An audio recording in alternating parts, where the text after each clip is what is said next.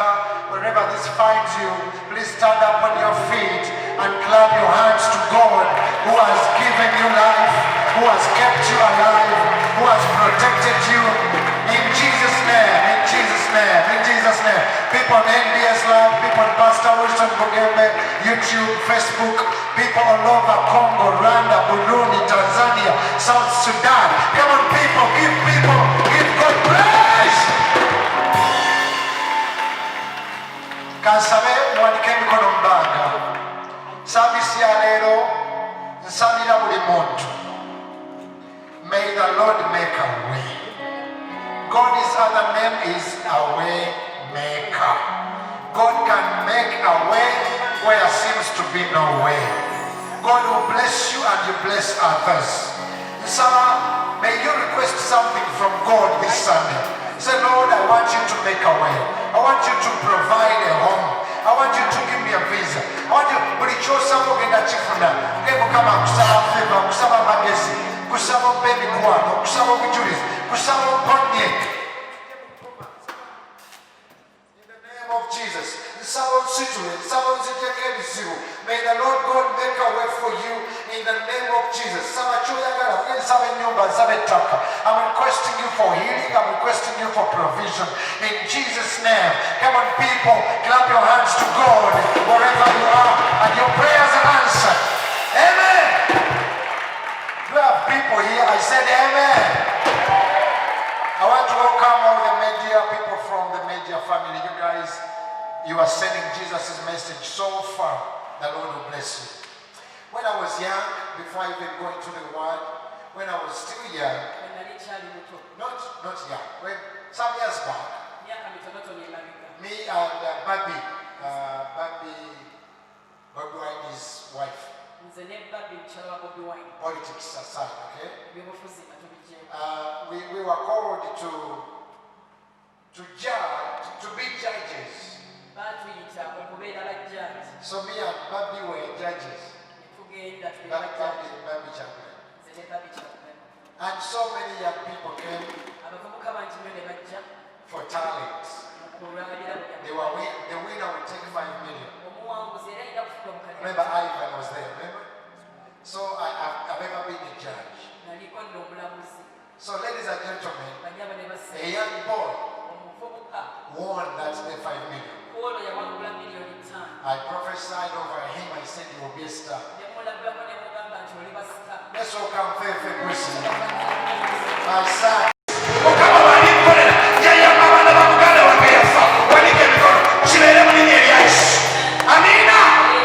So this boy, come here.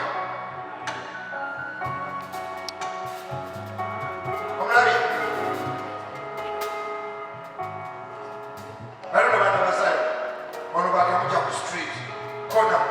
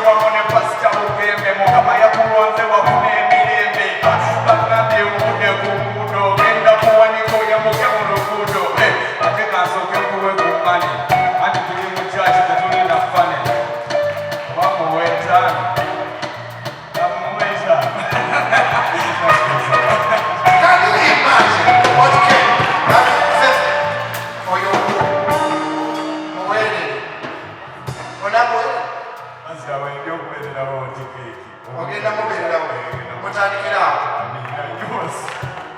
katonda wakusitula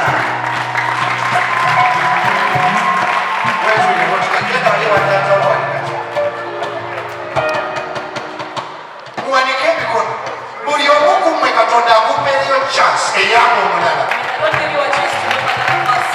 mulijjukira nti twali mu saavisi katonda n'atemera amakulu buli ali mu kkomera lya siriimu liffe buli ali mu kkomera lya kansa liffe buli amafuta agasalira abantu buli ali mu kkomera ly'ebizibu liffe buli muntu atalina weyita yitawo mu linnya erya yesu buli gwebalogabona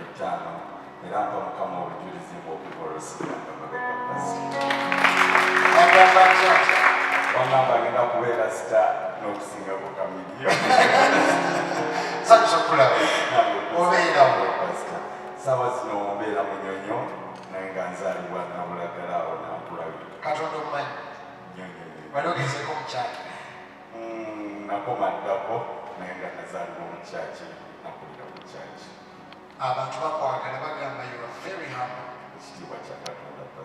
Wano tuleeta abantu abato bebasinza otusaba kati abantu bakutusabye nnyo waliwo be musaba nga kenzo mwemutusaba musiraamu rema musiraamu shiba twagezezaako okunoonya bagenda tuyamba badiriisa naye management tetera kukkiriza bintu ebyo byakumuzuuzazuuza naye tugenda munoonyaako naye nanoonyeza diresa so oli wano kubanga abantu batusabye nnyo olowooza lwaki ati bakwagala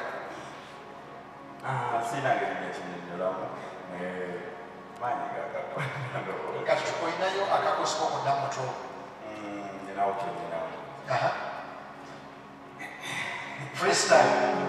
freestyle kano kayimba kange nakatonda wange kayimba kange yimbira katonda wange yimba kange nakatonda wange kayimba kange yimbira katonda wange nzijukira mutata yafa ne batugoba mu kika twalokoka fete twanywa mata twanywanga mukalu watoyayokya naye kati twamanyika abali batuzolera mubasirika ono wange muka bakuwanika abalala besega kampujukiza wenamulagala nga ne mama tundandagala nga tata sitakabalagala naye kati tunyumira tweyagala kayimba kange nakatonda wange kayimba kange yimbira katonda wange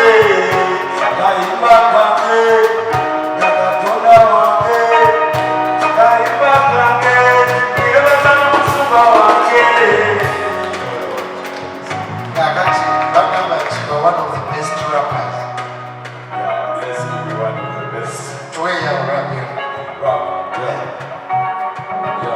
onamukamano yagaba emirembe yasumulula nepasika bugende namujayenne kubisenge namujanekugeto gye baliira obulenge kamubuuzeko wapapasika kero jukira mukasakiko akayero nowena ojjakuwepewo naye kati yakuyimuza olife mwana yafabadetenasana ali ku tivi andaba kwekakkana nemubooli eyo kubonabona mukama mbonikamwe tugere maaso mama okola yali atunda ndagala oba badoyimba biye mama we yali atunda ndagala yali atundandagala naye taata yatasika kabalagala tata wabayiriza mwene naye kata mama yatundanga ndagala endagala mama yatundako kumanda yatundako okuwala byonna yabikola naye mukama w'amaanyi nnyo yatusumulula kintu ki katonda kyeri akoledde kyosinga omwebaliza taata wange yanfaako mu mwaka gwa 2009 yatuleka bubi nnyo singa omanda abaana bataano mama nali simanyi oba watusobola okuyibanaye mukama w'amaanyi twafuna abajja twali tubeerawo naddali mulwadde teri atuyamba naye bwe yafa ate natusuubira bigenda kuzibuwala nnyo tokaaba buli seremu ajira natukabira buli omu najja badde ensanga it's okay to cry in the Lord is ndabye amaaso ge gagala kkawa kakati it's okay you are in God's house welcome sigabalwa kuba nabo abalwa sanyi mukama byamukoledde bwemaka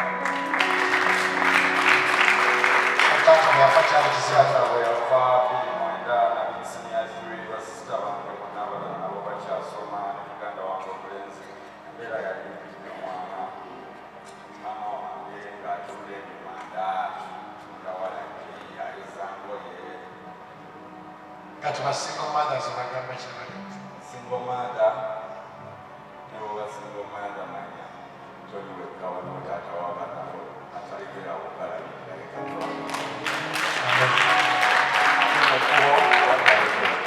ngambe sisita omulwadde nnyo na sisita wange mukulu wange kyenyinza okubagambako awo taata bwamala okufa ne tufuna abatuweerera naye sisita wange bweyamala okusoma nantekinga on nga yampeerera mukulu waffe n'essaawa zino yabaala kidini failure zonna zaafa tubadde nk'ebyenzino bwetaano ekiddwawo naye nga tubamuzizzaako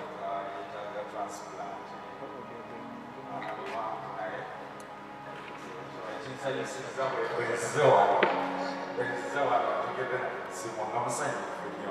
she was scared of doing the dialysis thing, okumusala okumuteekamu ekyuma ng'ayagala tumulekawo mulemu bw'omuzinga tayise bulungi naye yamala n'akikkiriza and she's getting stable era nsaba nnyo ne transplant ejja kufunika mu mmere ya Katonda.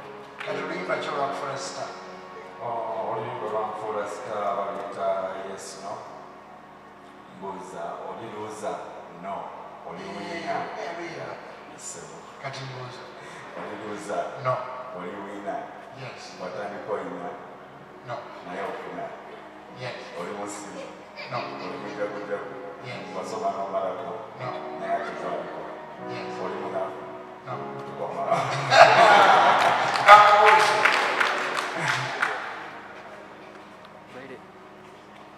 mbuuza eki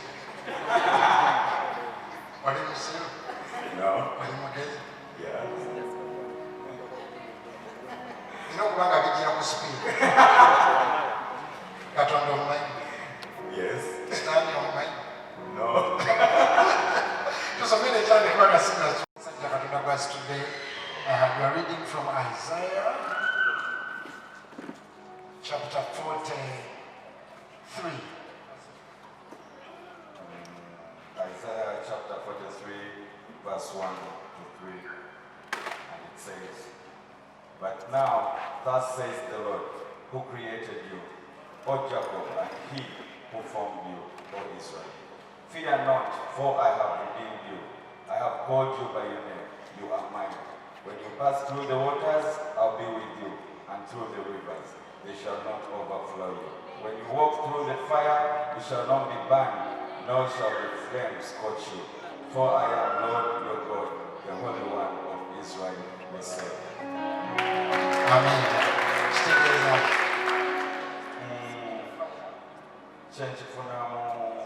kyenkifunamu kinibwe ekiteeka pepekusiba pasika n'abaana Katonda akulaga atumanyi nga tetunaba nakubaawo like ebizibu byonna byonna byetuyitamu tebimukira kuba abayakumanyira nawo mbu ojja kubaawo like here it says fear not for I have redeemed you kuddamu ku mazzi owedde I've called you by your name akuyise when you are mine tulibabe ffenna when you pass through the waters bw'oyita amazzi tojja kukkira ajja kubeera naawe Katonda akola byonna byonna era naawali eyo ayita mu bizibu byonna byonna Katonda tebikyajamala Bayibuli wanegamba mu muliro mu mazzi ne mu birala byonna akutaasa.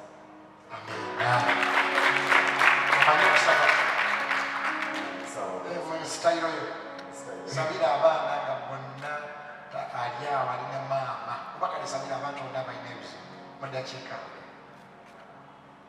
fefe gusi asabeko nsaba kumukwatiramu kasita nsaba kumanyiririra mukwano gwange bamuyita Maliswene nyimba naye Maliswene ofuuka ow'amaanyi tonneerabira Maliswene yatwelombekeko tusabe.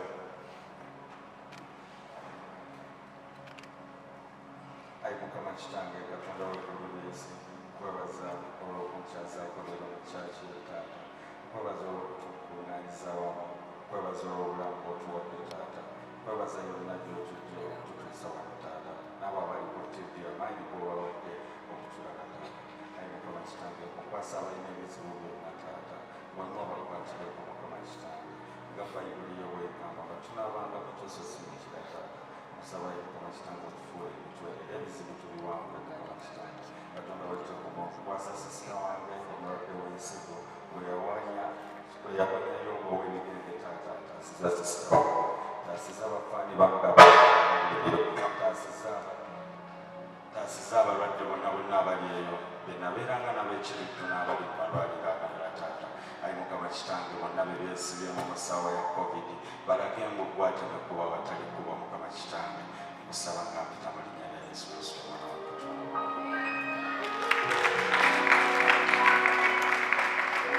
kwagala nnyo webale kujja nindakawo tulina kudda kutusinze nga saavisi ekoma zabake amen and he is very handsome baffe baani abaatuzaala mwana gwejanguwa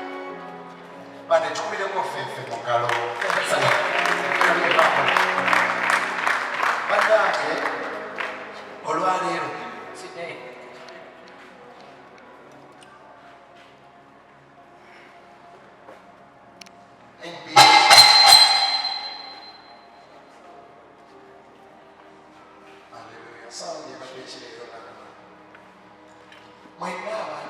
To every person watching me, NBS mara tuselete kati mino tuongera mogo twayigira mukama akokristo wona mumanyi bannange nsaba management ya Shiba Queen Shiba my superstar abantu bakutusaba nnyo baagala nnyo okulabako rema y'omuisiramu nekenzo tuiza obutamatawaanya simanyi banishoza naye abantu baagala okulabako so abamumanyi mumugambe mukama waffe mwenna abandaba to every person watching me, mutuulire omwana look at this kid.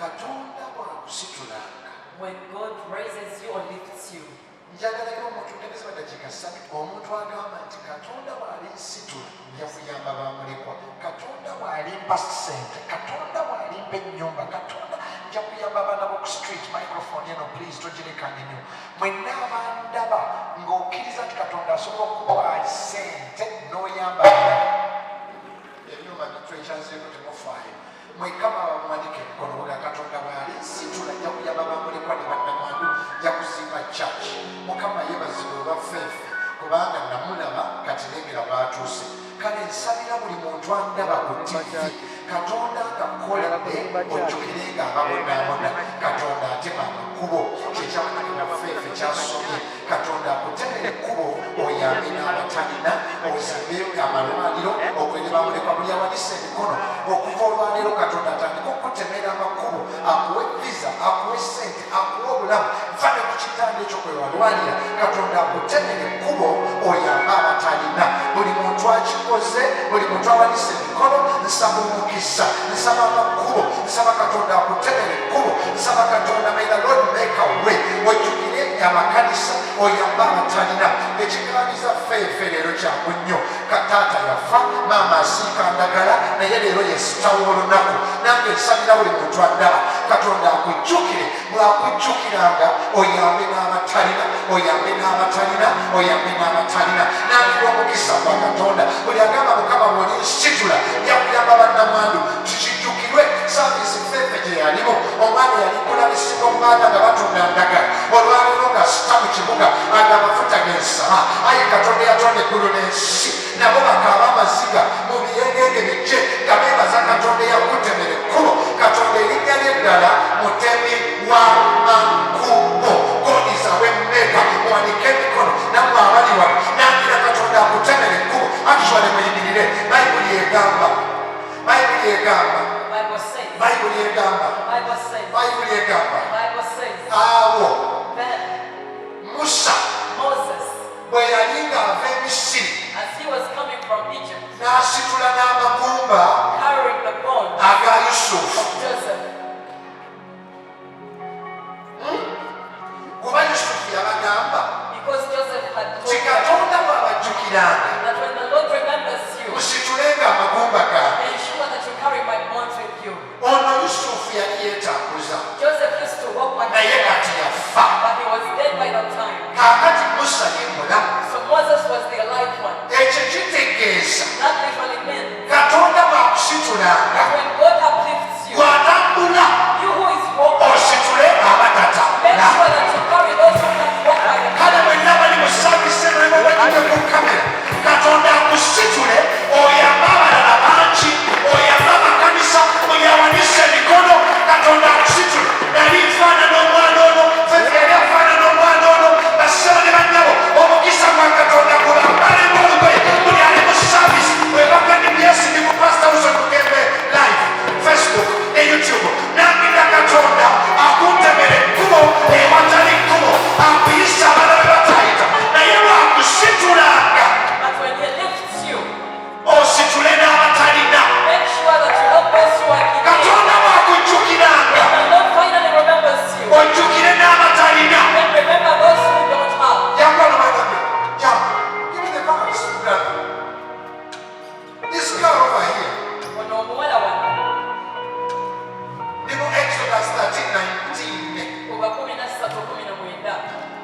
ng'okyali awo. And Moses took the bonds of Joseph with him, Musa n'atwala amagomba ga Musa wamu naye. for he had blessed the children of Israel under North, Kubanga yali yereyinza abaana ba Isirayiri. saying, Agamba nti, God will surely visit you, Katonda talirema kubakyalira. and you shall carry up my bonds Era bwe mutyo musitulanga amagomba gange from here with you. okuva wano mugende nago. So Moses Musa took the bonds of Joseph. n'atwala amagomba ga Yusufu. Katonda bwe yali abajjukidde. After God had remembered them. Monsignor, it's okay, darling sister, it's okay. Katonda bwe yali abajjukidde. When God had remembered them, Bakola ekintu eki. they only did one thing. Bajjukira They remembered. sokoleko wali okusitula amagumba g'omufu They remembered to carry the bones of the dead with them. Yusufu. Joseph's bones. Yusufu yagenda yeetambuza. Joseph, when he was walking by himself, Mumpulira baddamu. Naye kati n'afiirayo e Misiri. but he died from Egypt. Kaakati n'abagamba nga tannafa. But he talked to them before he was dead. Katonda bw'aliba akutegedde ekkubo eriva wano. After the Lord has kept you away from this place, Temunziikanga wano. don't bury me and leave my bones behind. Musa n'asitula amagumba So Moses carried the bones. aga Yusufu. Moses carried Joseph's bones. Bannange Yusufu yali yeetambuza. Joseph went when he was walking by himself, Naye kati yafa. but by that time he was dead. Kati ono Musa ye mulamu. Now Moses is the alive one. Kyova olaba Musa Katonda bwe yabasumulula okuva mu nsi ey'okubonaabo No wonder when the Lord had set them free from the land, n'agenda ng'asitudde amagumba ga Yusufu. he set off with the bonds of Joseph. Ekyo kitegeeza Means nti Katonda bw'akusitula that when God lifts you high, ositulanga abaana b'oku street. you carry the street children with you. Oba kyali mu saavisi kubanga Because ono teyandibadde bw'ati he wouldn't have been like that singa taata we yali mugagga. if his father was rich. Nsabira bwe yali mu saavisi So I pray to whoever is ne father, mubadde ku kamera even if you cannot mu come myaka esatu within 2 years, Katonda akusitula ennyo may the Lord lift you high. ate bw'akusitulanga And when he lifts you as high, nawe oyamba abalala bangi. then you are the help so many people. Ekyo kibasalidde mu linnya erya Yesu Kristo eyafaananso. Owaliko emikono. May the Lord open doors for you. God makes a way where there is no way. Nsaba buli abadde mu saavisi yaffe FMC bagambe omwana oyo somo Katonda bwe yanzijukirira.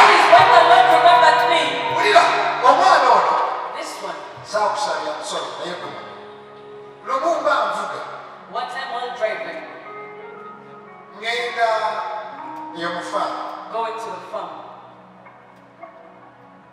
ndaba akawala I saw a girl kasala crossing. ngenda okulaba kali ku mudaala gwa capati Then she was behind a stall of a chapati, kasiika ki frying chapati. capati capati naye mpulira omunda mumutima gwange n'omuntu agamba nti omwana omuto omulungi lwaki ku street awo bali musolotula gazomunazo omwana omuto ku street awo A young girl like that, as beautiful as she is by the nalaba street. nga sooner or later Ngawasela kayise, ekibuga kigenda kafunisa olubuto a guy would come and impregnate her. tesekera kyebaga naye nensonga amaanyi agayimirira ku street I gathered my efforts to park by the street. agamba ti pasita kati naye bayibuli kati akola ekiragiro ati bali amukono Bible says when you can run when nobody's chasing them, so I genda followed. owulira sitole ye Then I heard her story. tamanyi luganda She died in Uganda. tamanyi luzungu She doesn't know English. ayogera lunyarwanda lwokka She only speaks Rwandese. taata we yabaleeta The father came with them n'abasuula e uganda and dumped them in Uganda, n'abula and he disappeared. maama we The man, naye together with her, ne basaba okutunda ennyaanya n'otuddo decided to go down by door selling tomatoes. maama we okugulu ne kuzimba Then had one leg for her of her mother's foot swollen, n'atuula eka and she sat back at home. n'atandika okugamba So she started saying, nti ye kati omwenge ye mukwano gwe alcohol is a friend. ono atamanyi Luganda agenda nju mu nju This one who doesn't know Luganda is going door to door, atunda nnyanja selling tomatoes ajjanjabe maama. to look after her sick mother. That's why Kanatakola Zubifef, your story was made for this Sunday.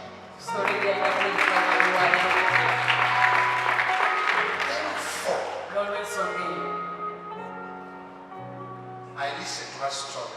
Nepuliriza story. Nemubuuza omumanyi. I asked her, do you know me? Naga sikumanyi sikuyamba. Said, no, I've even never heard of you before. Oluganda olufu.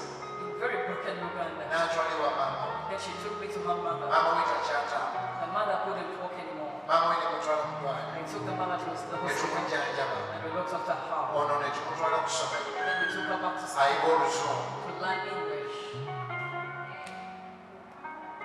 Maama we ne tumusasulira baali bamubanja.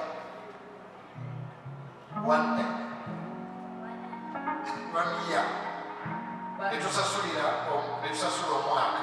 we paid for the entire year. Tebalwe batuyita. We are not related to them at all. Naye Katonda bw'akusitula. But when God lifts you, Okusitulanga. make sure that you lift others. Era byali musambise. So whoever is not of 1, 2, 3, God bless you. God open doors for you. Katonda bw'akusangula amaziga aba ayagala osangula amalala. God wipes away your tears, He wants you to also wipe Obeera away. osambise erina emiriyo. Katonda bw'akuwa emmere aba ayagala owa abatalina. When God gives you food, He wants you to give to those who are in need. Katonda bw'akutemera ekkubo aba ayagala otemere abalala. When He paves away for you, He wants you to also pave for Kye others. kiri mu kufa. That is what is in Exodus. Bayibuli egamba Musa The Bible says that kasita Katonda yabagima the moment the Lord came for them, n'ajjukira okusitula amagumba ga munne. He remembered to carry the bones of his friend. Kati ono maama we n'agamba And then her mother said, ate bato be ne baleka lwange. I left the siblings at Rwanda. Oyo mukuwadde I've given that one to you. baakunsiga mu mwana ne bamumusigamu. And they gave it to me. Bano baana bange abawaka bamanyi kizibu nnyo okumala omwezi nga sireeseeyo Wilson mulala. These people at home know that it is very hard for me to spend a month without bringing another one. So Waayitawo emyezi mukaaga ati n'ono mulonzi. after 6 months, I also told them, Kuba nange bannonda. because I was also thinking, Kale muwanike emikono. raise up your hands. Buli andaba Katonda akutemera amaggo. And God made for you a way. Ozimba ennyumba ennungi nnyo nabo abantu abalina ennyumba ennungi naye ng'oyamba abantu ng'osusa abantu. From today you shall no longer be a beggar but you shall be a blessing. Mutudde mu nnyumba ya Katonda, muli ku nnyumba ya Katonda, muli mu kigambo kya Katonda, mwaba omwana nga maama watunda ndagala nga taata yafa asobola okubeera sifa ne tumutima ne bagamba let him come. May the Lord open the door for you. May the Lord lift somebody. I am praying the sitaani bamukuba ly'omukazi bamukuba ly'ennyumba ye bamukuba ly'abaana abo simanya ndi kwesabira ogenda kuwona ogenda kutereera ogenda kusiima ogenda kusumulula Katonda agenda kutemera ekkubo ewatali kkubo ayi Katonda eyatonda eggulu n'ensi nkusaba oteme ekkubo ewatali ekkubo owanike emikono ayi Katonda goba siriimu goba kansa goba obwavu goba okusiiga I don't know what I'm praying for naye okuva olwaleero Katonda wuuyo akutemera ekkubo akuggyamu obupangisa kandi buli akoyo opangisa wanike emikono ayi Katonda wange eyanzigyamu obupangisa n'otemera ekkubo n'ofunirawo embeera kati mbeerayo n'abaana bwe bati netemera omusajja oyo ekkubo temera omukazi oyo ekkubo God is a way maker. God can make a way. God can open a door from this day forward. Nawadde emyaka esatu ebintu nga bikyuse nnyo kubeera abo bakikiriza ekyo zikubira waggulu w'omutwe gwo balikuba Katonda. So today Kati olwaleero, she's my daughter. muwala wange, Nabamanyirira look at how beautiful she looks. alina ente nga 10. Jesus. Exodus 13:19. And Moses took the bones Musa n'atwala amagomba of Joseph. ga Yusufu. The people you see nga bafudde, The people that you see who are dead. no one is dead who walks himself to church. Teri mufu yeetambuza kwetuusa mu kkanisa. Our legs, we that are still alive, Ffe abakyali abalamu, we are the ones, he borrows our legs. ffe bayazika bwe yazikako amagulu our hands. emikono gyaffe But if he wasn't dead, naye taba kuba mufu he would walk himself in. yangeetambuza n'atuuka wa That's why I tell people, kye bagamba abantu go to church when you can still walk. genda mu kanisa ng'okyasobola okutambula Start a relationship with God when you can still walk. enkolaganayo ne katonda gitandika ogikoleko ng'okyasobola okutambula Give your money to God when you can still walk. sente zo ziwe katonda ng'okyasobola okutambula Because when you're dead, kubanga bw'ofa you can't do that. oba tokyayinza bikola Kale mwenanga okyali mulamu oba oli ku YouTube oba oliwa okyali mulamu nga you are breathing now. Kubira Katonda engalo lw'obula byonna by'oyise. Kati ensengano nga bw'ozigumye Katonda akutemerera amakubo akuwa opportunities akusitule akutaase akulokole akugye actually God gets capital. katonda weetandika Olwo feefa agambye okuva mwezi miliyoni 5 Sunday mabega buli andaba nsaba ye miliyoni 5 Katonda azikupe. Sente ez'omukisa nsaba ye miliyoni 3 I call heaven to give you 50 million 100 million. May the Lord give you capital. May the Lord connect you with service of what you do over in China. 1, 2, 3. God bless you. God open doors. God fight for you.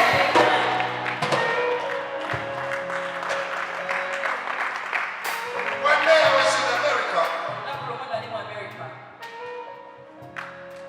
Clap for her. They invited me to preach in a place of only whites. nga bampisa okugwira mu kifo nga mulimu bazungu bokka I was nervous to the bone. nali kankana But they said, ne bagamba before the preacher comes, ng'omubuulizi tannaba kujja wali owuliddeko ewantu nga preacher avaako yawa obujulizi. the preacher prior to me coming had given a testimony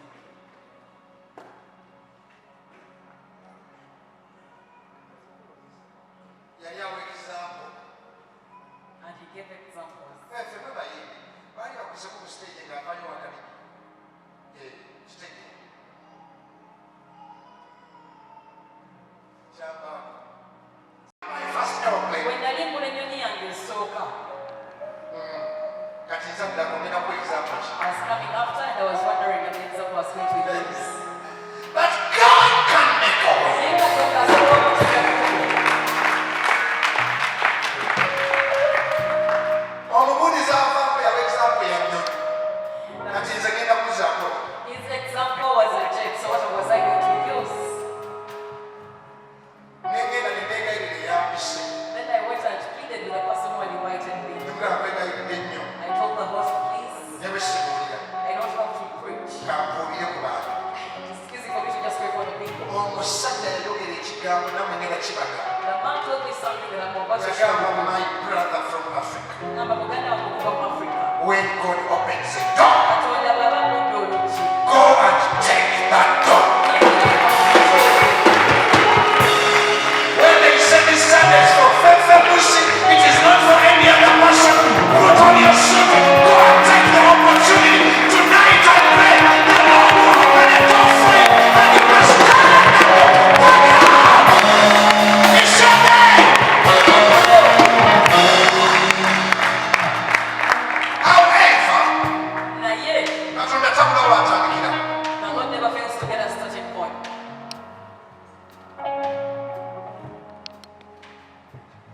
Ne bayita akaana akaddugavu. They called and invited the black child. Ne kagamba before the next preacher, Omubuuliza ddala tannaba kujja. I didn't tell my story. Neetaaga okubaliriza ku lugero lwange. I lost my mom. Mamange yafa. I lost my dad. Tata wange yafa. She said, actually, yes, the pastor, Nagamba nasabye n'omusuku. before the preacher comes, Omubuulizi tannaba kujja. I'd like to testify. Njagala okuba obujulizi bwange. Sikamanyi. I didn't know the God. Kendeza, sikalabangako. I have never seen her before. Ne kagamba, I was a street kid. Nagamba naliwo omuwana wa ku luguudo. A man picked me up. Omusajja nannonda.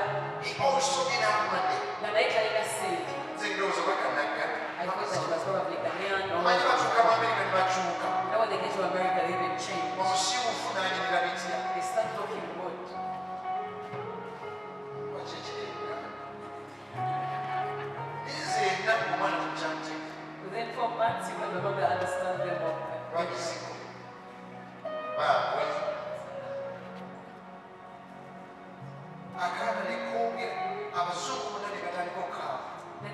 started crying on hearing my testimony.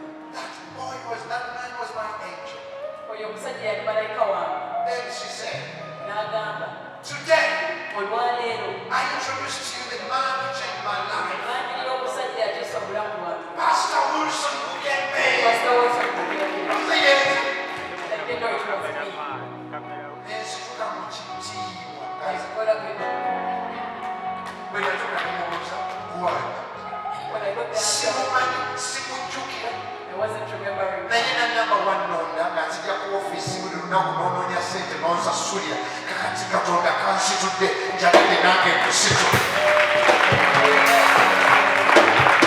Saba buli muntu gwolina omutuyali akuyambyeko saavisi ya leero katonda akutemera amakubo omuyambekoko ekyo temukitegedde temukitegedde ani gwolina omutuyali akuyambye nnyo.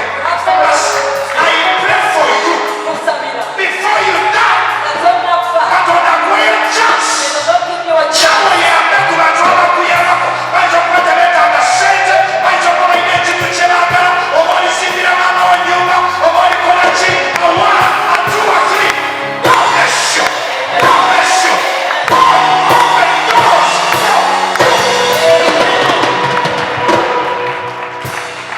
Abasinga bano banani Casey, Dani, abaana baagala bateeka mu akikati buli kaseera bajja wano ba Casey nga n'ekyeggulo tebakirina. They came here when they didn't even have supper. Nini? Kyakugezi bajja okufaanana ki? Yali nnyo wano. Mwenna abali nnyo wano ne bw'oba owerekedde wa kamera mugolole emikono.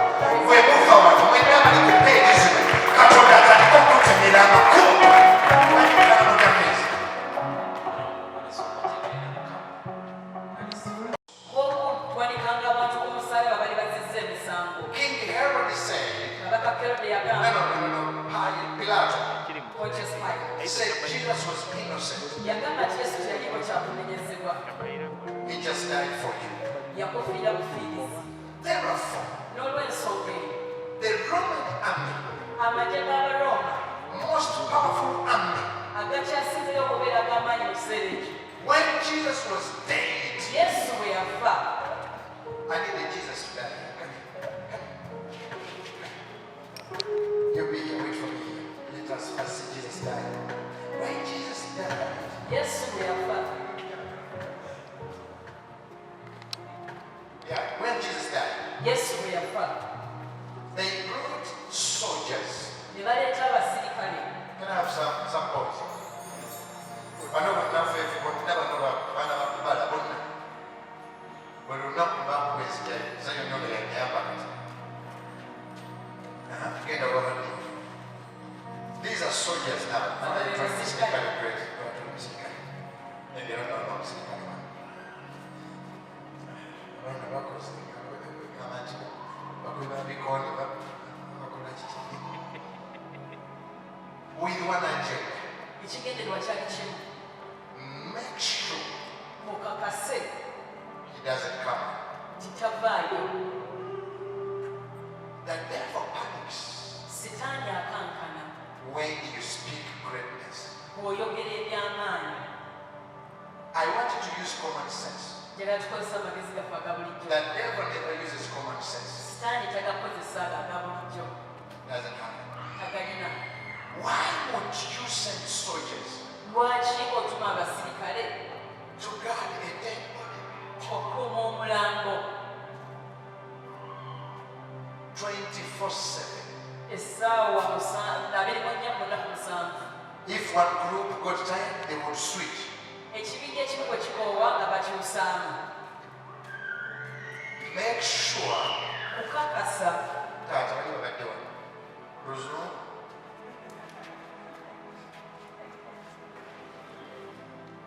He doesn't come out. kitavaayo. They put a rock Ne bateekawo jjinja on Jesus' tomb. ku ntaana ya Yesu. Omufu abantu bano. Aliwa. You are not even Jesus.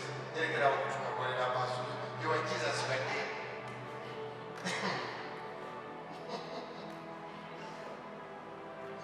They got a rock Bakwata ejjinja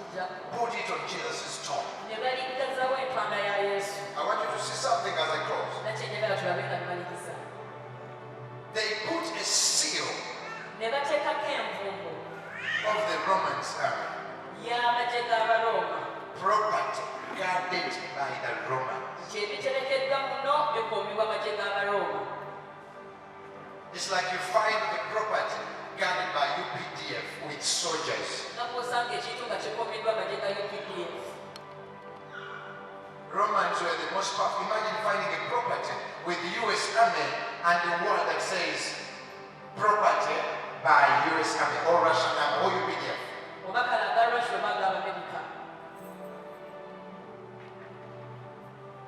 Nobody can touch it.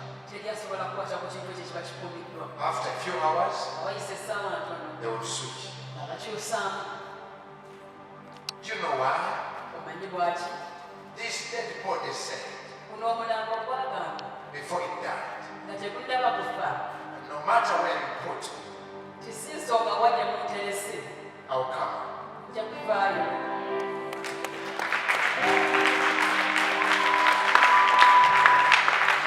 He's already dead, but they are guarding him. Have you ever had problems and you want to tell the devil, I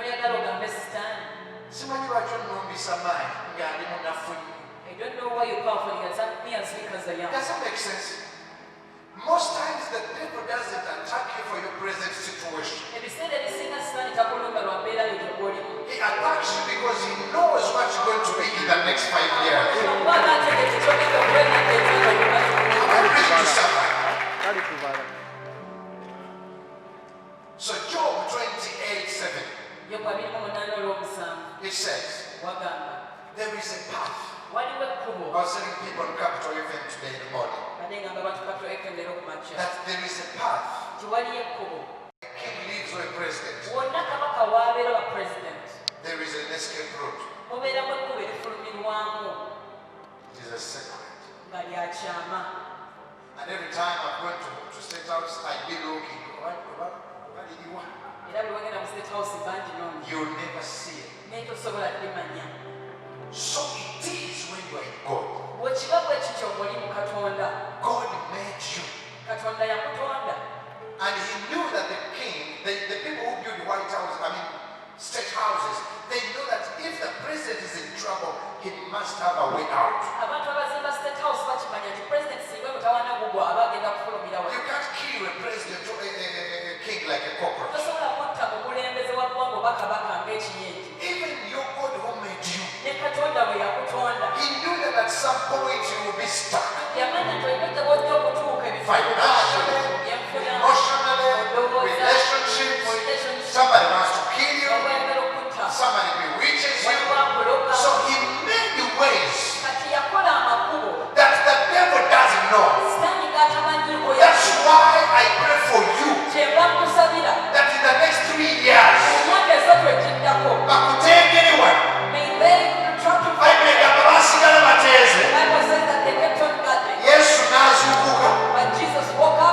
N'atambula. Nga weebali. N'agenda. Bagenda okyuka. Balengere nga bato. Nga bamunoonya tebamulaba. Abakuloga basigalewo naye yogenda kuyitawo. Ezekalo Katonda tababazi kuzulazika.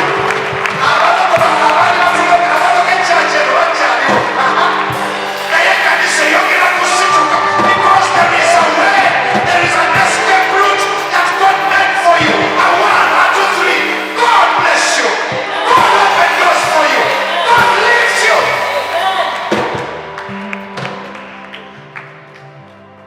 Therefore, finally,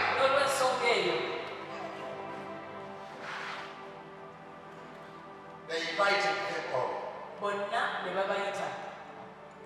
and they gave them money. What did I choose? Never was sent. They gave them money. Nchino bagende bagambe That they should go and say, nti bwe twabadde tusumagiddemu katu why we had dozed off.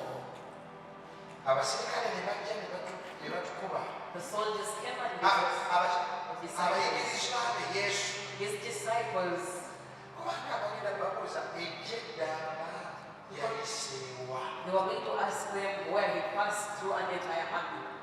Katugekezo kimanyi feefo kimanyi emizimu gyabwe gyonna gyonna bagiita mu miiti ne bagibuuza oyo yayiseewa bugembe yatuusa atya ku tivi z'abaani bugembe yatuusa atya kubanga iwaffe tebalina natalenta naye katonda bw'omunoonya asobola okugamba jangu wano waliwo ekkubo ojjukira bwe yagamba yusufu n'amugamba ddusa omwana egypt kubanga keroda ayagala mutta keroda agenda okujja omutta nga bapaakinze kiro n'abakwera egypt actual awo yesu wajjira mu afirika mu mubiri. That is when Jesus comes to Africa in flesh. Yali Egypt wano. He was right there in Egypt. Nga mwana muto. Very young. Ng'anywa ku river Nile. Drinking from the waters of the river Nile. And the source of river Nile is. Amazzi kwe tunywa yaganywa Kamoa. So he drank of the waters that we use. Mu kikwate kino omala mudakika nene wulire. Kyova olaba nti eri bwe baali bagala mutta Katonda yamukweka mu Afirika. No wonder when they wanted to kill him the other side, he was hidden in Africa. Era buli muntu atakitegeera naye mu Afirika nga tebafudde nnyo covid nkampunyonyo.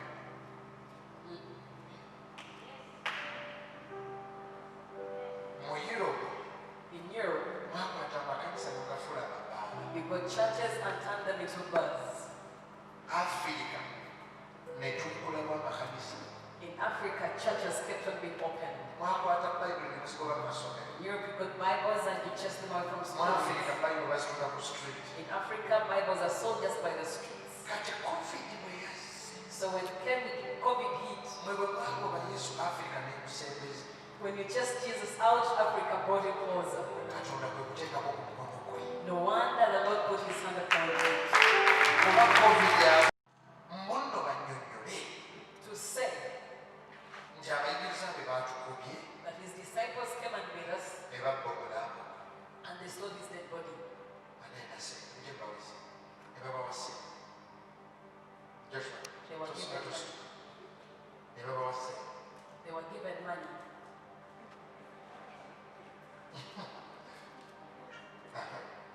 Ne babawase. They were given Azino bazibadde tujja kuluba naye mulamu yajja ate tebazizaayo. Ya mu lusoma olugendo babeerali ate ne bazizaayo. Tuziteke. Ne babawase. They were all given money. 28:15. So they took the money Ne batwala ssente. and they started to tell a lie. Ne batandika okugenda nga balimba. Nti omusajja baamubyeyo. That the man was, his body was stolen. Mugende munyonyola abasajja batukubye. We have beaten the men beat us. Bagenze bagenda okunyonyola. Abasajja baatukubye The men beat us ne bamubbayo. and they stole his body. Baba bakyayogera ekyo. While they were still saying that, Yesu n'alabika ku nguudo. Jesus appeared by the streets. N'atambuza ebigere. He walked on foot. Oli ataka omusajja bakubye ne bafuna amagwawo ne beelimbalimba. Yesu n'alabika nga mulamu. Bayibuli gamba n'ayita ku nguudo ne bwe yali agenda baamulaba. Amakulu gaakyo tebaamubbayo bubbi. Yazuukira n'atambula nga wenna weebali. Kati Katonda nga n'akutemera ekkubo. Ssebo n'omulogo asigalawo, n'omulabe we asigalawo, n'atakwagala asigalawo era n'oyitawo. The enemy was standing back, but the men were going to come you. Ekyo gaba ekyogedde bwe kiba kiba n'abalabe bo tebafa. Bano mu kibuga kirimu bapasita bagamba omulabe waffe. Omulabe w'abeere mulamu alabe Katonda wo. Kati abalaba bafeefe nga balaba amatunda endagala. Katonda asitula abantu nga n'omulogo waali n'atakwagala waali n'omusamize waali eyakugoba ku mulimu oguli. Ani ategereza gamba emboozi yakugoba naye abeerewo bonna tebafa balyoke balabe nti tewasamira tewabba naye Katonda yakujja mu kkomera yakutaasa yakusumulula njagala kulira ekigambo amina.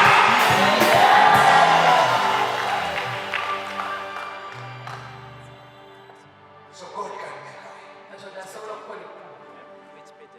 And when He makes a way, Era bw'aba amaze okugikola, you carry the bones. ositula amagumba. There's a journalist I told. waliwo munnamawulire gwe nagamba He's one of the. Remember when pastors were so much in the news jjukira abasumba babeerera ennyo mu some mawulire years ago? myaka tono emabega There were like 5 journalists baalina bannamawulire bataano that waged war on church. abasi lutalo nga balwanyisa kkanisa Oh, they use their camera, their money, their everything. amaanyi gaabwe kamera zaabwe sente zaabwe ne babikozesa I met one of their leaders. n'ensinkana omu ku bakulembeze I baabwe told him when God blesses you, ne mugamba nti mukama bwakuwa omukisa remember the weak. ojjukira abanafu Use your money, your time, your money. sente zo zikozese n'obudde bwo So I told him sooner or later, ne mugamba nti nga wayisa akaseera you'll even beg for bread. ogira atuuka osabirize ekyokulya For you are using your office kubanga ofiisi yo olina ogikozesa to hurt the weak. kulumya banafu There is a rich man I visited because I was angry. waliwo omugagga gwe makyayinanga nyiizi He had HIV alina siriimu and he had money. ng'alina sente That's a bad combination. ebyo bwebigatta tebivaayo bulungi So he used his money. sente ze n'azikozesa Every girl that came to his office for job, nga buli muwala eyajjanga mu ofiisi y'okusaba omulimu now when it is more than a minute, abantu bonna ababadde ku TV bino tebabiwulira. So balamukirira.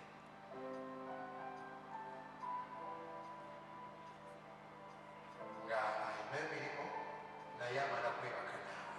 he had jobs to give out to people but he first sleeps with you to give it to So you this girl kati ono omuwala badly needed a job. mubi nnyo yali yeetaaga omulimu So what happened?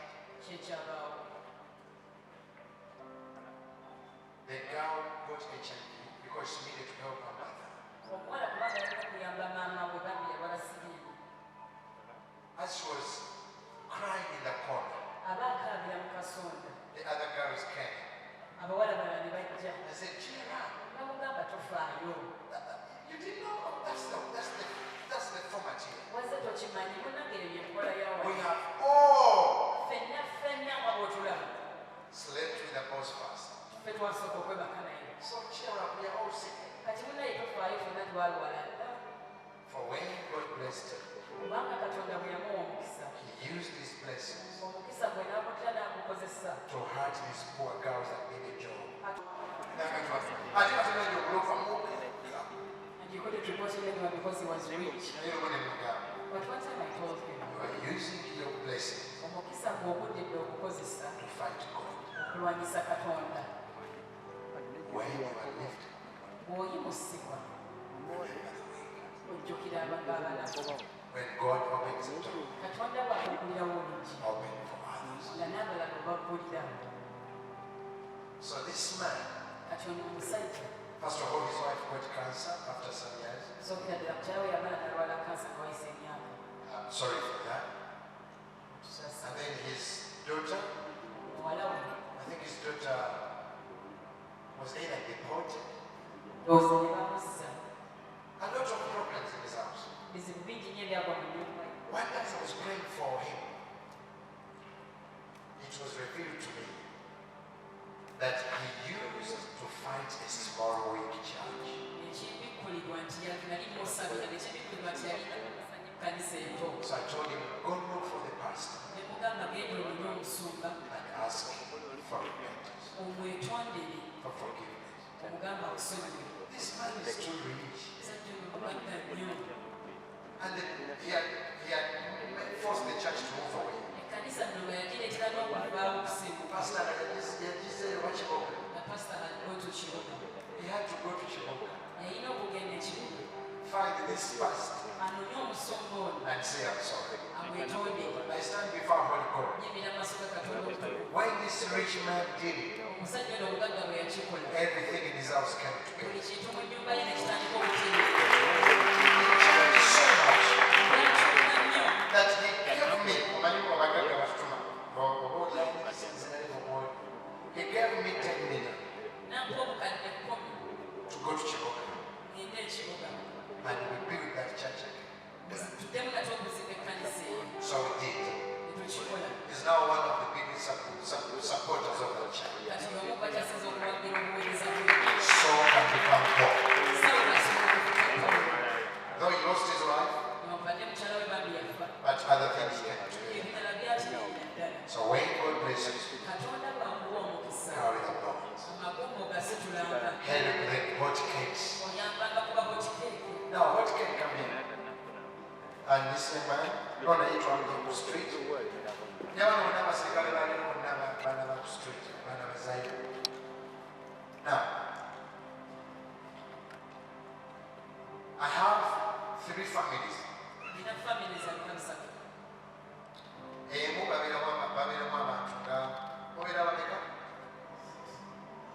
60 people.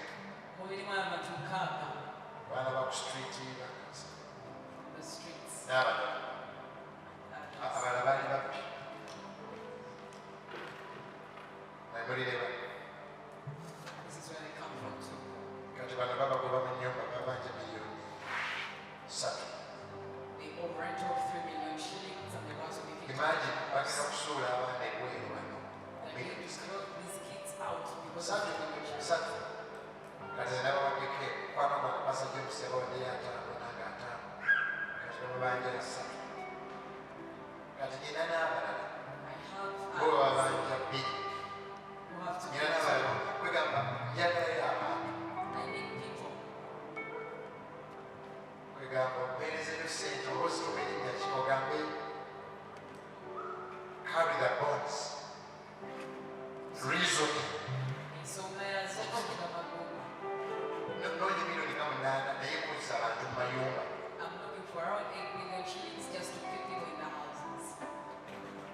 Kyokka ate nga ne TV zino bammanja. Yes, I also own money to this television So station. nsaba Katonda So it's my prayer to God. mwenna abali eyo namu abali wano ne bwoleka mutwalo ne bwoleka 10 ate oba tugenda tuwulira buli mujja kugoyina. Bano abaana bafune babeera. And these kids get a place to stay. Kitegeeza nti Katonda bw'ansitudde. Meaning that when the Lord has lifted me, Ninayo ba Wilson, ninayo baffe Wilson abalala nga 10 emabega. I have 100 others who are coming behind me. Ndowooza through mercy we have over 1,000 plus. Mitambo masajuni namba abana 10. Balina ne gurupu y'ababbi ab'omunansana bonna Then I also have a group of thieves in Nansana nabo tebakyalina kyakulya kuba tebakyaliyo mu bantu. who also don't have what to eat. Tebakyalina wabakolera. Wajumba wao. Mukulu waabwe yantuukiridde naye tuba tetukyakola. Tuyambe ku mmere. Nina gurupu y'abaana ba Neeko. I have a group of people in Neko. Neeko nekolera gyali. Lwakisota Neeko. Neekolera gyali. Beetunda amagalo. Those people who sell their bodies in the bus. For some reason Katonda mbadde favor eri ababbi. Banjagala nnyo. They love me. Kati noonya miliyoni banga 10 So I'm looking for around 10 million shillings. to carry the bonds. Kusitula mabunda. TV, NBS n'endala Spark Katonda era agenda tukozesa mugezezo naye kati njagala okuyamba bano. Apparently, right now, the greatest need is for me to help this kid. Njakusaba mwami kanisa bakome ekirizeeko. Katusaba mwimukeeko. Just so that I can have it. Tokwata ekiri n'ogyonoona n'olowooza nti ngibuulidde kusaba ssente. Don't misuse this summer thinking that this is going to ask for money. Musigale wano. Ngibuulidde nga nsaba Katonda eyantemera amakubo eyatemera feefa amakubo abantemerera amakubo. I have preached it because I want the Lord to make me a way to make for you. Wanike emikono Raise up your hands. musabe Katonda ekintu kyoyagala. Ask anything from the Lord that you want. Saavisi eno ffeffe gy'abaddemu This service that Pepe Busi came and said ereeta obujulizi. will bring back testimony. Katonda bw'akusitula When the Lord finally lifts ositulenga abalala. you will also lift someone Katonda else. bw'akuyamba When the Lord finally helps you, oyambenga abalala. make sure that you help Katonda others. bw'akukozesa When the Lord uses you, oyambenga abalala. make sure that you help others. Katonda bw'akuwanga When the Lord gives you, ojjukiranga okuwa ekimu eky'ekkumi remember to pay your tithe n'okuzimba ekkanisa ye. to build his house. Katonda bw'akusitulanga The Lord kati lifts you musabe kyoyagala. as for Ge anything Mukama that you nsaba want. kuwona, ge Mukama nsaba mukisa, ge Mukama nsaba bujulizi, ge Mukama nsaba omukisa gw'ombadde ogukuume. And I make a pledge nti bulijjo nja kuwangayo mu kanisa yo, nja kuyamba bawulisoni ab'okuzimba ekkanisa, nja kusitula abatalina, nja kukwatira ku batalina. When the Lord blesses you, you must remember to carry the bonds. Yesu bwe yazuukira leero ye Katonda asinze okuwonya abantu bonna, awonya endwadde ezaali mu basawo, asangula amaziga, agoba emizimu. Erinnya lya Yesu litegeerezebwe. Nga bwe yasitulibwa yasitula mangi. Kati naawe nkusabira Katonda akusitule ositule n'abalala bangi. Mu linnya lya Yesu Kristo yafa n'azuukira. Ayi Katonda ajjudde ekisa n'okusaasira. Yingira mu nsonga zino, taata omwesigwa okyuse ebintu. Kwegazizza akusabye emotoka gimuwe, akusabye obulamu bumuwe, akusabye omukisa gumuwe, akusabye promotion gimuwe, akusabye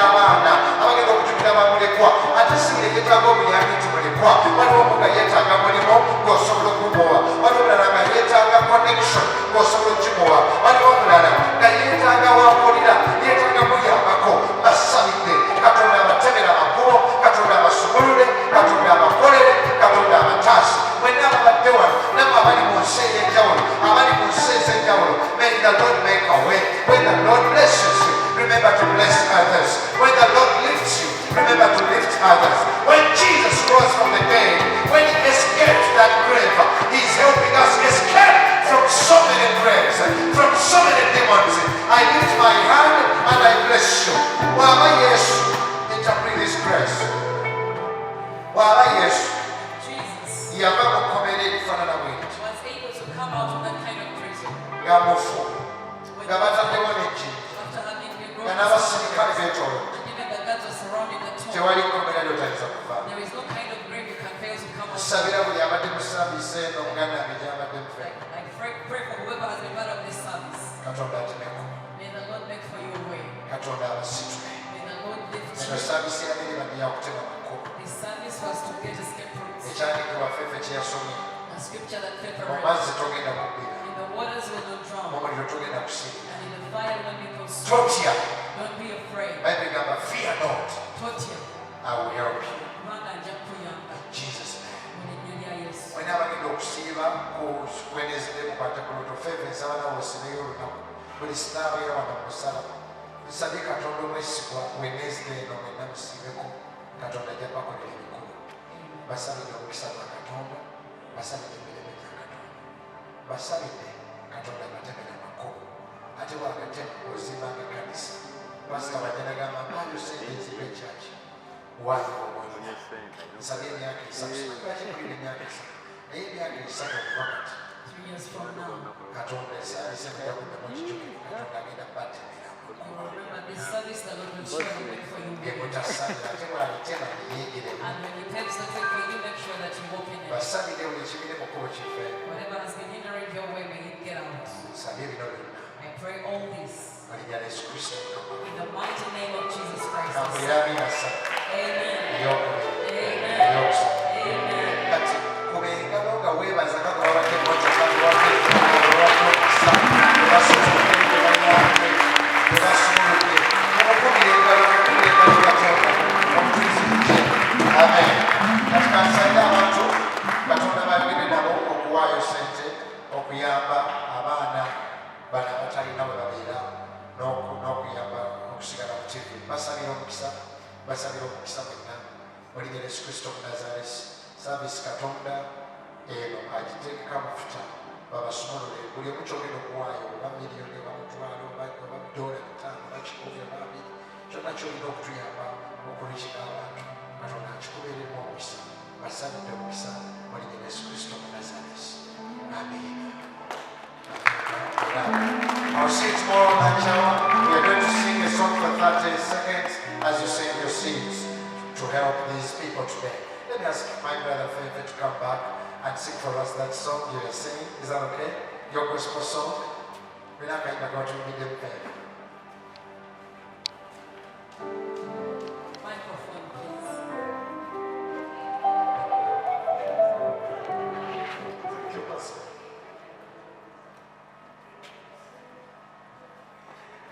Kano kaimba kange na katonda wange kaimba kange nyimbira katonda wange kaimba kange na katonda wange As we give, kaimba kange nyimbira katonda wange imba kaimba kange na katonda wange kaimba kange nyimbira katonda wange sing with me kaimba kange na katonda wange thank you kaimba kange nyimbira katonda wange nzijukira mutata yafa nebatugoba mukika twalanga fete twanyamata twanywanga mukaluwa toyayokya naye kati twamanyika abandi batusolera nobasa ono wange muka babuze alaba besiga yakambutuki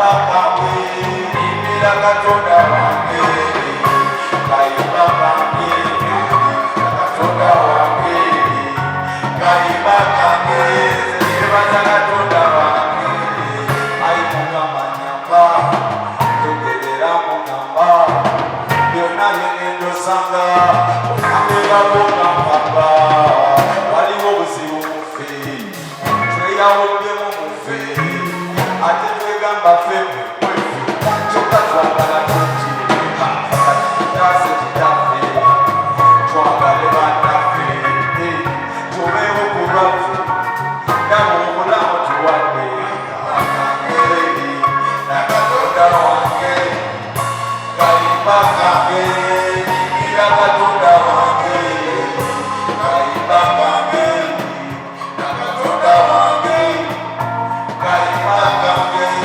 nebaza katonda wange. Thank you so much. Thank you so much. God bless everyone. Mukama abagizeewo nange ntwala obujulizi njagala kudda wano n'obujulizi mu myaka esatu Pastor Kawoga. Amen. Thank you, Fefe. Everybody, I'm going to ask you to please stand up and let's speak a last blessing. Father God, bless all people that have been here. Bless the generous people. Bless my media team. Bless all the journalists, all the bloggers that are here. Let them live here with a blessing. Bless all the people all over the world. Bless Fefe. Bless these kids.